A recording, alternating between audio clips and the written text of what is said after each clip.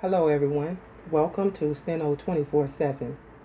Tonight I am dictating at 220 words per minute, selection number 12, 429 words on the subject of condemnation proceedings. Take a deep breath. Ready?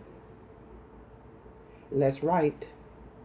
If the issue in this case is the constitutionality of the statutory provision made for the taking the property, its constitutionality seems clear. If, as I assume to be the case, the issue is the constitutionality sufficiency of the statutory 10-day notice by publication of the hearing to assess the compensation for the land taken, I consider such a provision to be within the constitutional discretion of the lawmaking body of the state. In weighing the due process of condemnation procedure, some reasonable balance must be struck between the needs of the public to acquire the property and the opportunity for a hearing as to the compensation to be paid for the property. Just compensation is constitutionally necessary, but the length and kind of notice of the proceeding to determine such compensation is largely a matter of legislative discretion. The minimum notice required by this statute may seem to some to be inadequate or undesirably short, but it was satisfactory to the lawmakers of Kansas. It also has been upheld by the Supreme Court of Kansas and the United States Court of Appeals for the 10th Circuit. To prescribe it as violative of the federal Constitution fails to allow adequate scope to local legislative discretion. Accordingly, while not passing upon the desirability of the statutory requirement before us, I am not ready to hold that the Constitution of the United States prohibits the people of Kansas from choosing that standard.